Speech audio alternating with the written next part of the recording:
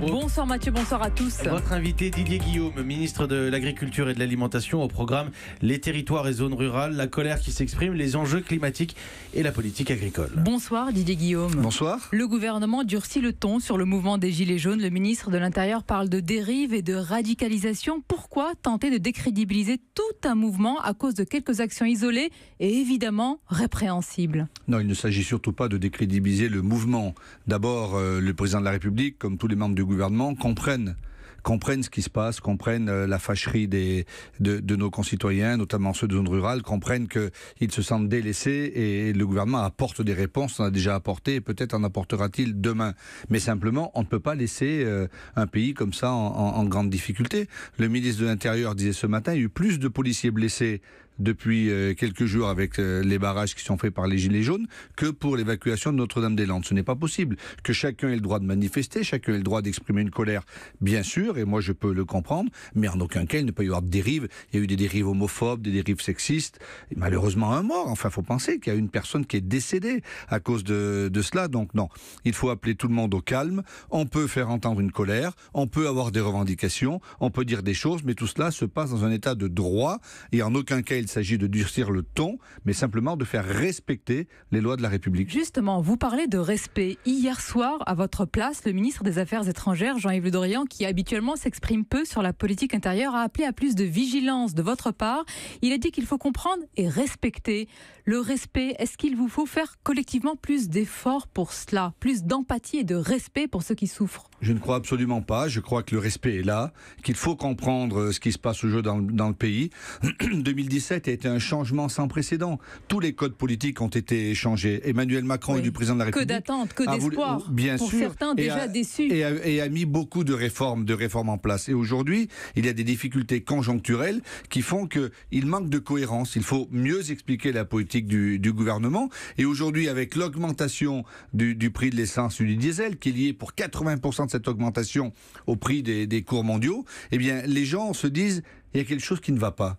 Donc oui, il faut respecter les gens de la ruralité. Moi, vous savez, je suis ministre de l'Agriculture et de l'Alimentation. Je veux réconcilier les Français, réconcilier le monde rural et le monde urbain. Ça ne peut pas être deux mondes qui s'affrontent. Est-ce que vous pouvez le réconcilier, Didier Guillaume, en actant les 80 km/h? Est-ce que vous pouvez le réconcilier en actant la hausse des prix des carburants? Est-ce qu'un président qualifié de président des villes, des grandes villes, des métropoles peut vraiment participer à cette réconciliation? Le président de la République n'est pas le président des villes et des métropoles. Il est le président de la France, le président de toutes les Françaises et de tous les Français. Il a été élu pour ça, mais n'oublions pas une chose, Sonia Mabrouk.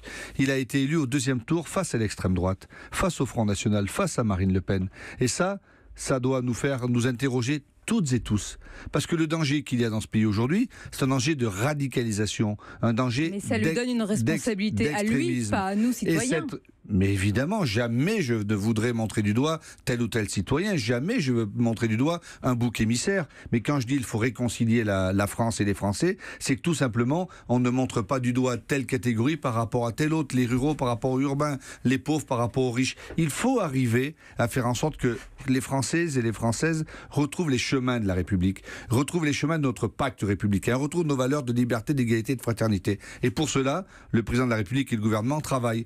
Aujourd'hui, les Françaises et les Français, tous ceux qui ont une feuille de paye, ont vu une augmentation de leur pouvoir d'achat parce que les charges ont été baissées. Et dans l'agriculture, il faut vraiment mettre des lunettes pour certains, parce que beaucoup ne l'ont pas vu, Didier Guillaume. Beaucoup ne l'ont pas vu. Voient la hausse des taxes. D'ailleurs, une question de bon sens, pardonnez-moi. Nous sommes l'un des pays les plus taxés au monde.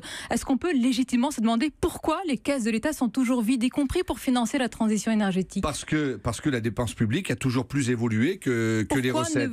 Mais ce n'est pas d'aujourd'hui. Vous n'êtes pas attaqué à ce problème? Mais une des raisons pour lesquelles Emmanuel Macron a été élu, c'est peut-être aussi pour ça. Moi, j'ai soutenu loyalement le précédent quinquennat, le président Hollande. Beaucoup de mesures ont été faites. Les inégalités dans le précédent quinquennat ont diminué, mais il en reste encore beaucoup aujourd'hui. Et aujourd'hui, on sait très bien que ce qui mine ce pays, c'est la dette abyssale. Et ce gouvernement a pris la décision, et le président de la République a annoncé deux choses. Je vais réduire la dette, je vais rester dans les 3% dits des critères de Maastricht, c'est un peu techno, mais enfin, dans les 3% européens. Vous savez que c'est un effort qui, pour certains, n'est pas suffisant. Mais il est peut-être pas suffisant, et je vais baisser les impôts. Le problème d'aujourd'hui, c'est que tout le monde veut moins d'impôts, moins de taxes, Mais enfin, il y a des gens qui peuvent se permettre d'aller dans l'école privée, qui peuvent se permettre d'avoir des grosses voitures, qui peuvent se permettre Je croyais faire ce qu'il qu'ils doivent fallait faire. pas opposer les Français. Et pas les autres. Non, mais c'est la raison. C'est pour ça que le président de la République et ce gouvernement travaillent pour tous les Français. Un exemple concret, Didier Guillaume. Le président avait une formidable occasion de montrer son attachement à la France des territoires, au territoire, en se rendant au Congrès des maires. Très bien, il a écrit aux maires, il en a reçu. Mais pourquoi n'est-il pas allé au-delà des sifflets, au-delà peut-être même des colibés? Pourquoi n'est-il pas allé? Mais pourquoi n'était pas allé? Il fait le choix de les recevoir demain à l'Élysée,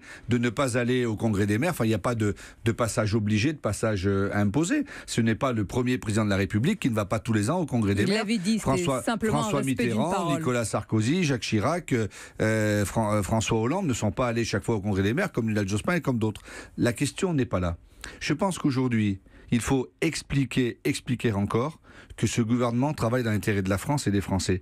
Dans l'intérêt de la France en réduisant les déficits, dans l'intérêt des Français en baissant les impôts. Aujourd'hui, il y a des taxes annexes qui augmentent, mais les impôts des Français baissent. La taxe d'habitation baisse. Pour l'intérêt des agriculteurs, c'est important en tant que ministre de l'Agriculture. Parmi ces citoyens en souffrance, il y a les agriculteurs. Ces derniers, Didier Guillaume, en grande partie, travaillent le plus souvent 7 jours sur 7, sans compter leurs heures pour ne rien gagner. Ne rien gagner ou presque à la fin du mois. Qui peut admettre cela?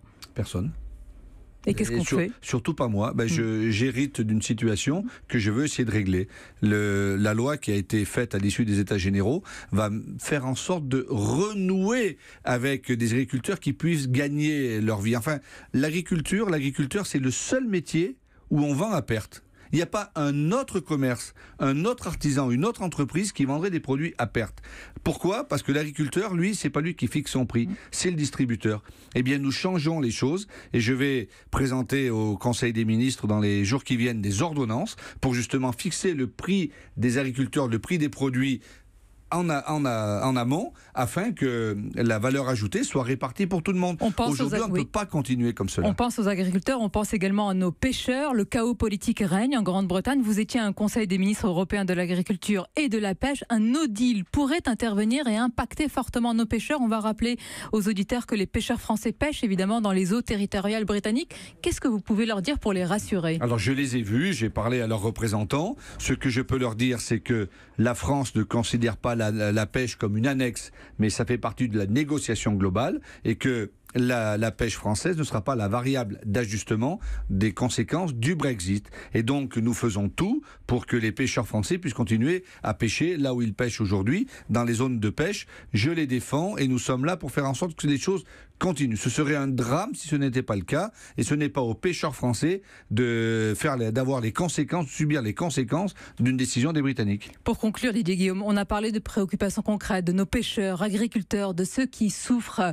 Est-ce que le président de la République aujourd'hui a les capteurs suffisants, tout simplement, pour entendre cela et le comprendre sur le terrain? Le président va beaucoup sur le terrain. Il a fait la semaine mémorielle dans le nord de la France. C'est une chose. Il se déplace beaucoup. Le rôle que nous avons, vous citez tout à l'heure Jean-Yves Le Drian, que nous avons, les ministres, les députés, les parlementaires, c'est justement de faire remonter au Premier ministre, au Premier et au Président de la République le malaise que l'on sent sur le terrain. Après, il ne s'agit pas de faire de la démagogie, du populisme, qui sont attisés parfois par les oppositions, plus de ceci, plus de cela. Aujourd'hui, nous avons une ligne directrice, c'est celle de libérer l'économie et de protéger les Français. Eh bien, nous allons protéger les Français. Nous le faisons en baissant les impôts, nous le faisons en baissant les taxes. Aujourd'hui, il y a une situation conjoncturelle avec la hausse des prix du baril, la hausse du prix de l'essence. Nous faisons en sorte que par les mesures qui ont été prises par le gouvernement, de compenser cela. Situation conjoncturelle, on verra si la colère est conjoncturelle. Merci Didier Guillaume. Non, la colère est réelle, mais il faut expliquer aux Français que la colère n'est pas toujours bonne conseillère. Merci d'avoir été l'invité d'Europe 1 ce soir.